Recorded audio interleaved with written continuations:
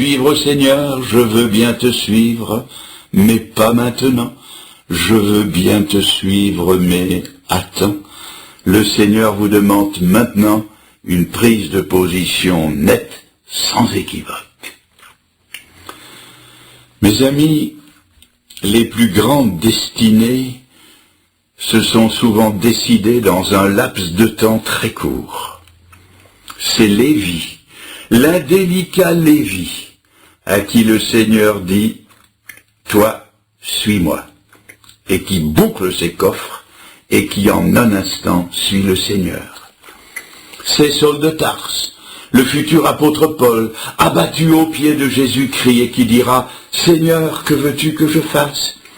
et qui ira vivre la plus prodigieuse épopée missionnaire de l'histoire de l'Église primitive, qui émerveillera des centaines de générations et qui fera dire de lui qu'il a été le premier après l'unique. C'est Billy Graham qui se retire dans la montagne avec entre les mains une Bible à laquelle il ne croit pas entièrement et qui là, seul avec Dieu, dira « Seigneur, ta parole, je la prêcherai désormais telle qu'elle est, et ce sera le début de la plus grande entreprise d'évangélisation des temps modernes. » Oh, mes amis, qui évaluera jamais la somme de bénédiction que le ciel a donnée à ce monde, parce qu'un jour, dans le secret des cœurs, à la croisée des chemins de leur vie, en un seul instant de décision, des hommes et des femmes, des jeunes, ont choisi de ne plus résister à Dieu. Chers amis, retenez cette phrase. Il y a des minutes dans la vie qui, à elles seules, valent des milliers d'éternités. Et cette minute, elle est arrivée pour quelques-uns d'entre nous ce matin. Il faut décider. L'appel au service vous est lancé. Le manteau du prophète tombe sur vos épaules, et le Seigneur vous dit comme à Élisée, « Pense à ce que je t'ai fait ce matin. » Qu'allez-vous répondre? Allez-vous répondre, « Seigneur, je suis prêt à te suivre, je suis prêt à te donner ma vie tout entière. Jusqu'ici, Seigneur, je t'ai suivi de loin, j'ai été tiède, je n'ai pas véritablement payé le prix d'une consécration à un salut que toi tu as payé si cher, et je m'en humilie devant toi. Désormais, je ferai les choses que tu mettras à portée de ma main. Je commencerai par être un verseur d'eau. Seigneur, j'ambitionne de faire de grandes choses pour toi, en suivant d'abord le chemin de l'humilité. Mes amis, que Dieu bénisse sa parole, et que beaucoup, en particulier beaucoup de jeunes, au milieu de nous, soient saisis par cette parole de Dieu qui s'adresse à eux. Je voudrais que maintenant nous ayons un moment de prière silencieuse. Je voudrais que nous prenions une position devant l'appel du Maître. Peut-être ne savez-vous pas encore à quoi le Seigneur vous appelle, mais le Seigneur vous appelle.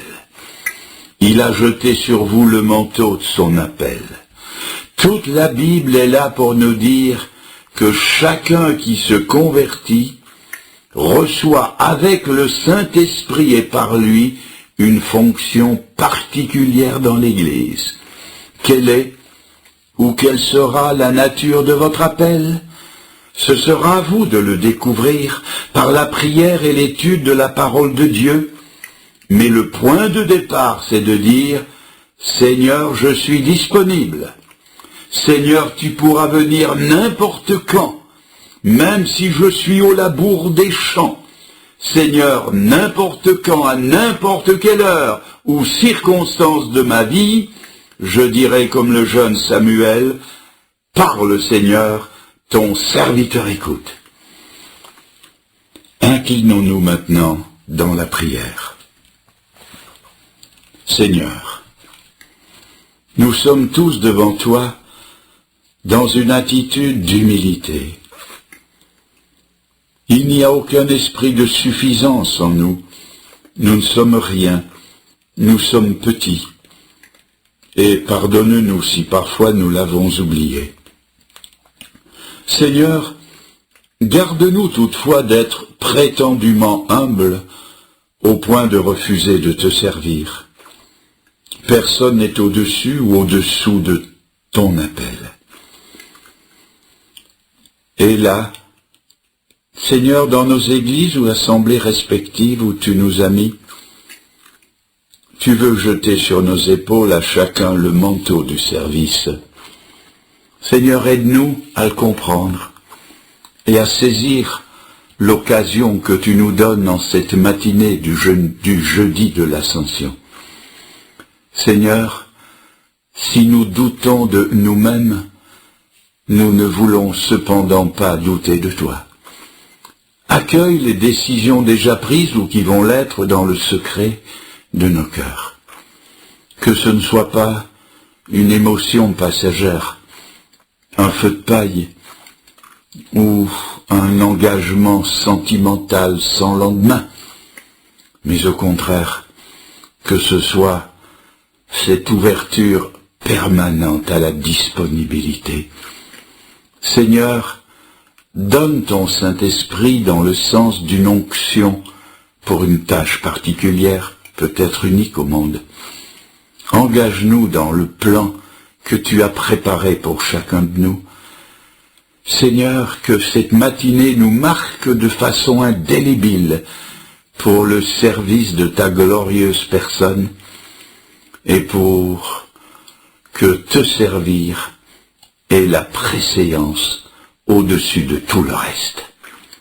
Reste avec nous. Va bien au-delà de ce que nous avons pu dire, de ce que nous disons maladroitement. Nous te le demandons ensemble, au nom de ton bien-aimé Fils, notre Sauveur d'abord, mais notre Maître ensuite.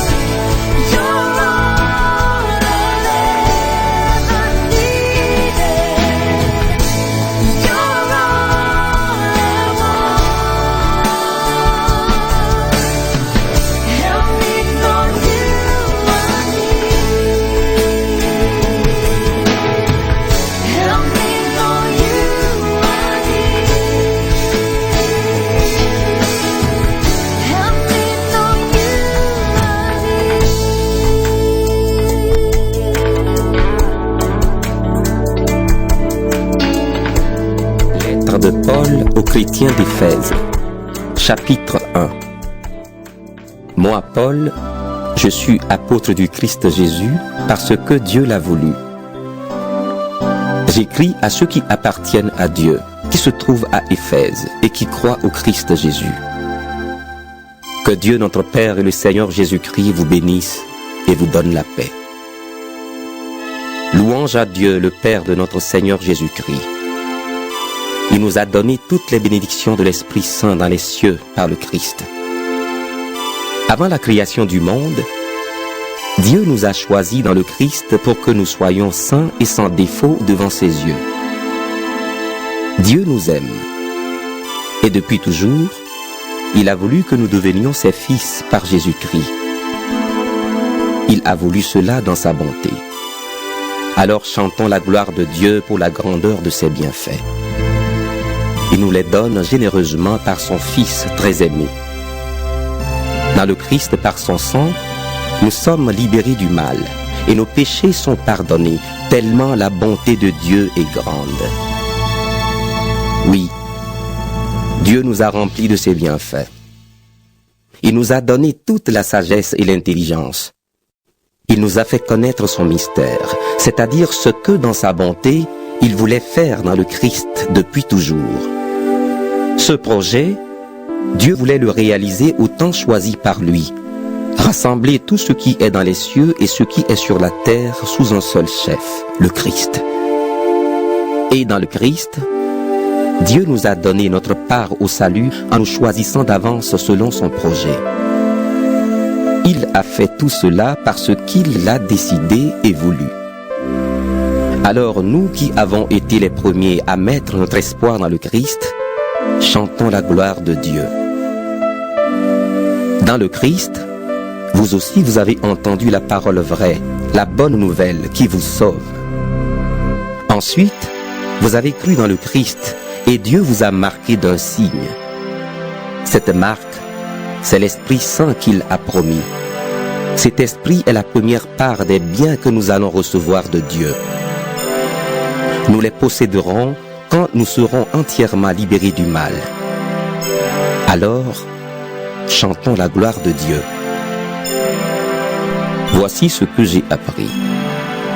Vous croyez dans le Seigneur Jésus et vous aimez tous ceux qui lui appartiennent. C'est pourquoi, depuis que je sais cela, je dis vos noms quand je prie et sans cesse, je remercie Dieu à cause de vous. Je demande au Dieu de notre Seigneur Jésus-Christ, le Père rempli de gloire, de vous donner la sagesse. Alors vous découvrirez Dieu et vous le connaîtrez vraiment. Je lui demande d'éclairer les yeux de votre cœur. Ainsi vous pourrez connaître l'espérance qu'il vous a donnée en vous appelant. Vous connaîtrez la richesse magnifique des biens qu'il donne à ceux qui lui appartiennent. Vous connaîtrez la puissance extraordinaire que Dieu a montrée pour nous qui croyons en lui. Sa puissance et sa force, Dieu les a montrées dans le Christ quand il l'a réveillé de la mort, quand il l'a fait